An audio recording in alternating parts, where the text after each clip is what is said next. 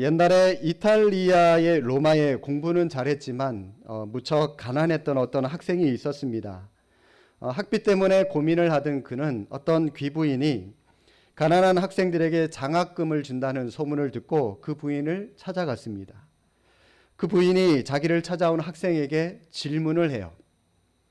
이 장학금을 받아서 뭐 하려고 하십니까? 마지막 학기 등록금 내려고요. 그 다음에 뭐 할 건가요? 졸업해야죠. 그 다음에 뭐 하실 건가요? 변호사 시험 봐서 합격하고 싶습니다. 그 다음에 뭐 할 건가요? 결혼해서 행복한 가정도 꾸리고 싶습니다. 그 다음에 또 뭐 할 건가요? 열심히 일하다 보면 늙어가겠죠. 그 다음엔 뭐 할 건가요? 비로소 그 청년은 부인의 질문에 심각함을 느끼고요. 서서히 긴장하기 시작합니다. 잠시 생각하던 그의 대답은 그 다음엔 한참 생각하더니 결국에는 죽겠죠. 그러더니 이 부인이 그러죠. 아니 고작 죽으려고 이 돈 타갑니까? 청년은 대답을 하지 못했습니다.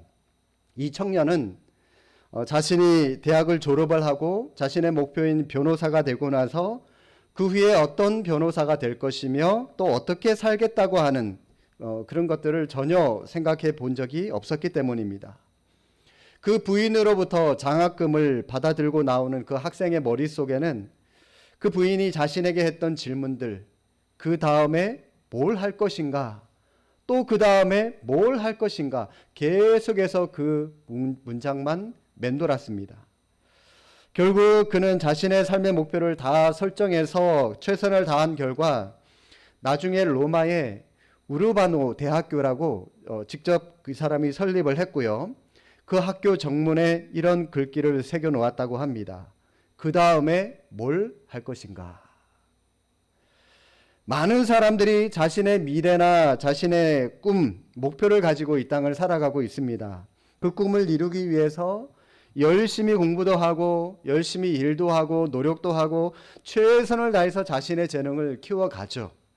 그런데 문제는 대부분의 사람들은 대통령이 되겠다, 의사가 되겠다, 과학자가 되겠다, 대기업의 CEO가 되겠다, 변호사가 되겠다, 무엇이 되겠다라고 하는 목표는 있는데 그런 사람이 정작 되고 나서는 뭘 어떻게 살 것인지, 뭘 어떤 모습으로 살아갈 것인지에 대한 구체적인 비전을 갖고 있지 않다라고 하는 것이 대부분 사람들이 가지고 있는 문제입니다.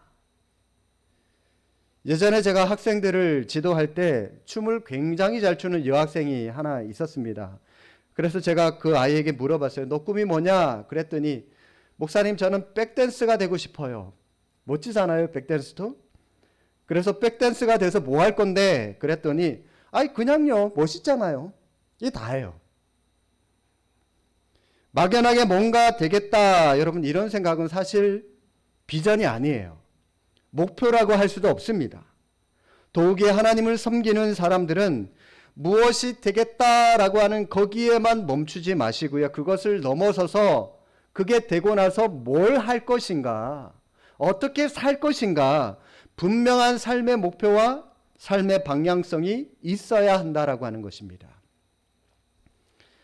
오늘 본문의 사도 바울이 그 당시에 많이 유행을 했었던 운동 경기를 가지고 우리에게 얘기를 해주고 있는 내용인데요. 하나님의 백성인 우리가 어떤 목표를 가지고 또 그 목표를 위해서 어떤 자세로 이 땅을 살아가야 하는지에 대해서 말씀하고 있는 구절입니다. 당시에 많이 성행하던 달리기와 그리고 이 권투 경기를 가지고 우리에게 예를 들어서 설명을 하고 있는데요. 24절 우리 함께 한번 읽어보겠습니다. 운동장에서 다름질하는 자들이 다 달릴지라도 오직 상을 받는 사람은 한 사람인 줄을 너희가 알지 못하느냐. 너희도 상을 받도록 이와 같이 다름질하라. 여기서 달리는 거는 이 육상 경기를 말합니다. 육상 경기. 당시 이 고린도 지역은 올림픽 발상지인 그리스 아테네와 굉장히 가까운 그런 지역이었기 때문에 많은 체육 행사들이 거기에도 있었습니다. 그리스에는 올림픽이 있었고요. 그리고 오늘 본문의 이 고린도에는 2년마다 한 번씩 열리는 이스미안이라고 하는 경기가 있었습니다. 사도 바울이 바로 이 경기를 예로 들면서 달리기에서 이 육상 경기에서 1등을 하기 위해서는 무엇보다도 중요한 것이 분명한 목표를 세우고 뛰는 것이다. 방향성을 딱 정해놓고 그 목표를 향해서 최선을 다해서 달려가는 것이다 라고 얘기를 합니다. 목표를 향해서 달려가면서 또 하나 필요한 게 뭐가 필요할까요? 절제가 필요합니다. 절제. 언젠가 우리나라 그 축구 선수들이 굉장히 중요한 시합을 앞두고요. 이 시합 전날 밤에 밤이 늦도록 이 술 파티를 벌이다가 한번 굉장히 큰 무리를 빚은 적이 있습니다. 말씀을 준비하다가 문득 생각이 나서 한번 검색을 해봤어요. 인터넷을 한번 쫙 찾아봤더니 정확하게 2007년 7월에 아시안컵 때 있었던 일이더라고요. 당시 이 축구 대표팀의 고참 선수들이 대회가 한창 진행 중입니다. 한창 진행 중인 그 기간에 숙소를 무단 이탈해서 술 파티를 자기들끼리 벌였던 거예요. 결국 그 시합은 형편없는 졸전이 되었고요. 패배했습니다.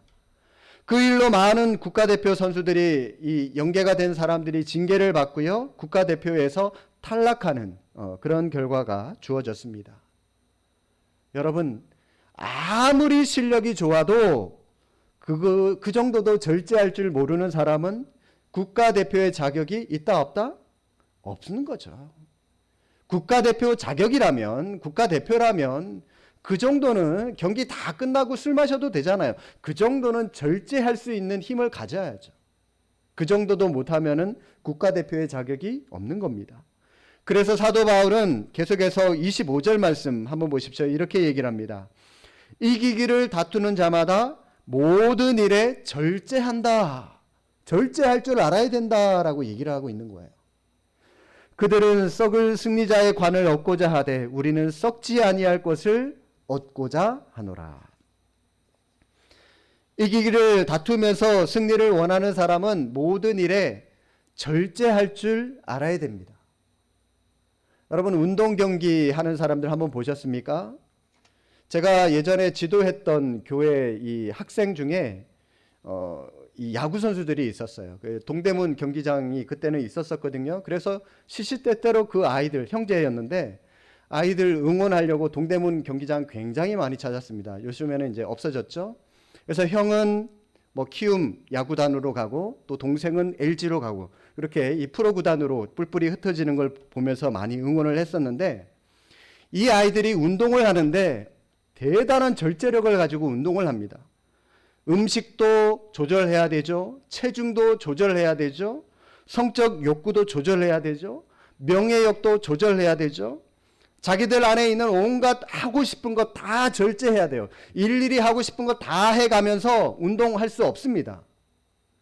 프로야구단이라고 하는 그 1군이라고 하는 그 자리를 지킬 수 없고요. 1군 안에서 또 제대로 하지 못하면은 스타팅 멤버로 들어가지 못합니다. 허구한 날 벤치에만 앉아 있어야 돼요.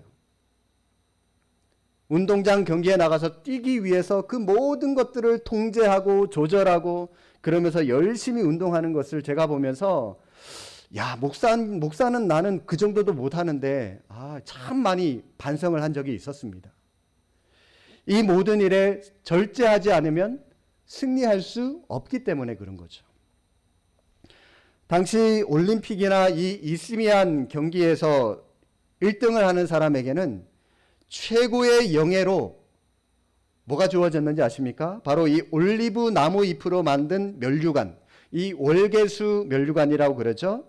이걸 가지고 줬어요. 1등 한 사람에게만 그거 하나만 줬어요. 요즘에야 뭐 금, 은, 동 메달을 나눠주지만 최고의 명예를 상징하는 상임에도 불구하고 문제가 하나 있습니다. 문제가 뭐죠? 오래 못 간다는 겁니다. 그 나뭇잎파리로 만든 면류관 오래 가봐야 며칠 갈 수 있겠습니까? 일주일? 2주일? 나무잎 오래 가봐야 오래 못 가요. 걸어두고 며칠만 지나면 금세 시들어버리고요. 또 금세 썩어버립니다. 금방 시들어버리고 썩어버리는 그 월계수 면류관 하나 얻어보려고 써보려고 수많은 사람들이 그렇게 많은 시간을 투자하고 땀을 흘리고 자신을 조절하고 욕망을 절제하고 온갖 노력을 다 하고 있는 겁니다.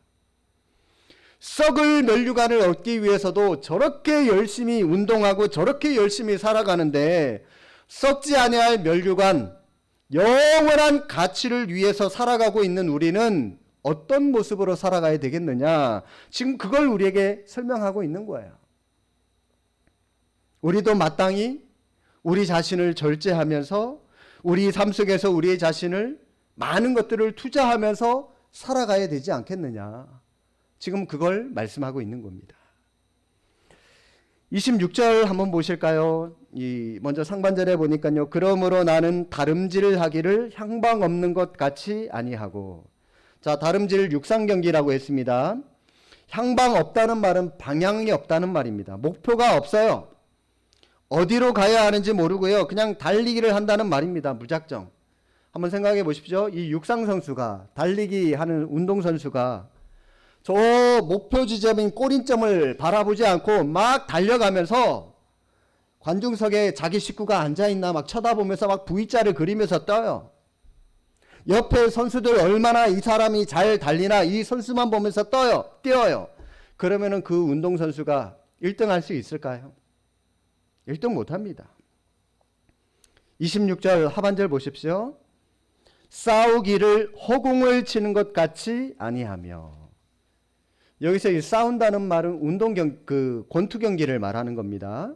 많은 사람들이 열광하는 권투 경기인데, 권투는요 조금 잔인한 경기이기는 하지만 상대방을 최대한 많이 때려야지만 이길 수 있는 경기입니다. 그런데요, 이 경기에서 상대방의 얼굴을 때리는 것이 아니라 말씀하고 있죠.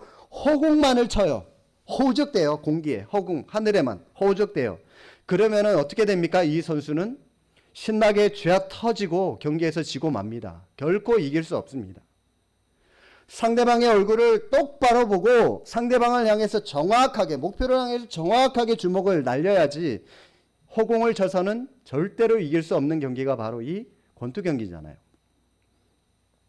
이처럼 이 육상 경기와 또 이 권투 경기를 설명하면서 예를 들면서 우리가 승리자가 되기를 원한다면 이처럼 분명한 방향과 분명한 목표를 정확하게 정하고 정확하게 달려가고 정확하게 따라야 한다라고 하는 것을 우리에게 비유하며 설명하고 있는 것입니다. 우리의 목표를 이루기 위해서 모든 일에 절제하고 정확한 방향을 설정할 것을 말하고 있는데, 그런데 여러분 그 당시 이 이스미안 경기는 실력만 있다고 해서 다 참석할 수 있는 거 아닙니다. 참가자들에게 여러 가지 지켜야 할 규칙이 있었다라고 그러는데 큰 거 4가지만 말씀을 드리겠습니다. 첫 번째는 순수한 헬라인일 것. 다시 말해서 노예들이나 이방인들은 그 경기에 참석할 수 없었습니다. 순수한 헬라인들만. 두 번째, 배신자나 범법자가 아닐 것. 죄를 지은 사람들은 또 그 경기에 참석하지 못했습니다. 범죄자들. 그리고 셋째, 10개월 이상 체육관에서 열심히 연습한 사람들. 열심히 그 운동 경기를 위해서 기술을 연마하고 운동 경기를 연습한 사람들만 참석할 수 있었고요. 또 넷째, 대회 1개월 전부터 제우스 신전에 기도를 올리고 자격 심사에 합격한 사람. 운동만 잘한다고 해서 경기에 무조건 참석할 수 있는 것이 아니라 이처럼 육체적으로, 정신적으로, 생활면이나 또 종교적인 면이나 이 모든 부분에서 두루두루 합격한 사람들만 이 경기에 참여할 수 있었다라고 하는 겁니다. 따라서 사도 바울이 달리기와 이 권투를 예로 들면서 우리에게 하고자 하는 말은, 이렇게 하나님을 알지도 못하는 사람들도 썩을 면류관을 위해서 자신의 모든 것들을 절제하고 최선을 다하면서 살아가고 있는데, 영원히 썩지 않을 그 면류관을 바라보고 살아가고 있는 우리는 어떻게 살아가야 되겠느냐? 분명한 목표를 세워야 되지 않겠느냐? 허공을 치는 것 같은 헛수고는 하지 않아야 되지 않겠느냐? 그걸 우리에게 말씀하고 있는 것입니다. 27절에 내가 내 몸을 쳐 복종하게 함은 내가 남에게 전파한 후에 자신이 도리어 버림을 당할까 두려워함이로다. 내 몸을 저 복종하게 한다. 굉장히 말이 길어 보이죠. 굉장히 긴 이 문장처럼 보이는데, 그런데 이 헬라어 원어로 보니까 그냥 하나의 단어로 되어 있습니다. 두 개의 단어가 합쳐져서 하나의 단어가 된 단어인데, 바로 이 노예라고 하는 말과요, 인도하다라고 하는 이 두 개의 단어가 합쳐진 말입니다. 그래서 이 말은 원문으로 얘기하면 노예를 인도하다라고 하는 뜻이 되는데, 조금 더 의역하면은 노예를 길들인다라고 하는 그런 뜻이 되는 말입니다. 내 몸을 저 복종하게 한다라고 하는 이 말은 노예를 길들인다는 얘기예요. 승리자가 되려면 노예를 길들이듯이 내 몸을 길들여야 돼요. 내 몸을. 운동선수는 운동을 하기 위해서 자신의 몸을 굉장히 강하게 훈련해서 길들입니다. 그러죠? 길들여야 돼요. 체력 훈련을 하고요. 고통스럽지만 참고 날마다 여러 시간 동안 자기 자신과 싸우면서 그 몸을 만들어야 됩니다. 때로는 귀찮고 컨디션이 안 좋아도요, 억지로 그거를 참아가면서 그래도 그 운동을 감내를 해내야 돼요. 그래야지 그게 내 몸에 익어요. 뿐만 아니라 체력적인 이 훈련뿐만이 아니라 기술적인 훈련도 필요하죠. 날마다 반복하면서 점점 강도 높은 기술을 익혀가고 훈련을 합니다. 고난도의 기술을 익히는 훈련을 해서 또 몸에 길들입니다. 그렇게 몸을 길들여야 돼요. 그래야지 본 게임에 나가서 싸울 때 자연스럽게, 그죠? 이 반작용으로 즉각적으로 주먹이 나가고 막 달리기가 되고 기술과 힘이 발휘가 되는 것입니다. 세상을 살아가는 우리는 오늘 사도 바울의 표현에 빌리면 어떤 면에서 우리는 이기기를 다투면서 살아가는 사람들입니다. 세상 사람들은 다른 사람들보다 더 많은 것들을 소유하기 위해서 상대방을 무조건 이기려고 해요. 그래서 더 많이 공부하려고 하고 일하고 실력을 쌓고 배경을 찾습니다.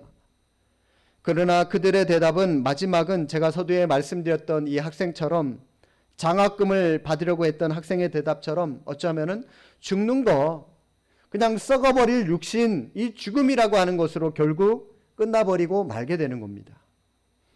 그러나 우리는 영원히 썩지 아니할 것을 찾는 사람들입니다. 그래서 우리의 목표는 이 땅에 있지 않는 거예요. 영원한 곳을 향하고 있는 것입니다. 남편이 승진을 하고 또 자녀들이 좋은 대학을 가고 좋은 직장 가는 거, 여러분 그게 여러분의 삶의 목표가 되어서는 안 됩니다. 물론 승진하고 또 좋은 대학 가고 좋은 직장 가고 그래서 돈 많이 벌고 좋은 유명한 대기업에 취직하는 거 물론 필요하죠. 그런데 그게 우리의 목표의 전부가 되어서는 안 된다는 겁니다. 그런 것들은 그냥 하나의 과정일 뿐이에요. 그게 우리의 목표나 전부가 되어서는 안 되는 거죠. 사랑하는 성도 여러분, 오늘 우리는 천국에서 영원히 빛날 우리의 면류관을 위해서 우리의 욕망을 얼마나 절제하며 우리가 살아가고 있습니까? 내가 주님을 위해서, 또 우리 교회를 위해서, 내가 이 나라 이 민족을 위해서 뭘 할 수 있을까? 이왕이면 좀 이러한 거룩한 부담감을 가지고 사명감을 놓고 우리가 고민하면서 기도하면서 우리가 하루하루 최선을 다하면서 살아갈 수 있었으면 좋겠습니다. 하나님은 우리 모두를 승리자의 시상대에 다 세우고 싶어 하세요. 그래서 우리에게 인생의 중요한 목표인 사명이라고 하는 것을 우리에게 다 주셨습니다. 우리를 충분히 훈련시켜 주시고 강하고 성숙한 그리스도의 군사로 만드시고자 하나님은 그것을 원하십니다. 그래서 우리에게 절제하라고 말씀하시면서 말씀만 하시는 것이 아니라 성령의 열매로 절제라고 하는 것을 우리에게 주셨어요. 절제할 수 있어요. 왜요? 성령의 열매로 그 은혜를 우리에게 주셨다니까요. 성령의 능력으로 우리는 얼마든지 절제할 수 있기 때문에 그렇습니다. 저와 여러분 모두 이 땅에서 주님의 손에 붙잡혀서 존귀하게 쓰임받고 주님 앞에 서는 날, 주님, 부족하지만 저를 하나님의 복음의 도구로 사용해 주셔서 감사합니다. 여기에 저의 열매들이 있습니다. 보십시오, 주님. 이 열매들에 저의 눈물과 저의 기도와 저의 노력들이 들어 있습니다. 이렇게 우리 주님 앞에 자랑할 수 있는 우리의 믿음에 신실한 주님의 제자들 모두가 다 될 수 있기를 주님의 이름으로 축복합니다. 기도하겠습니다.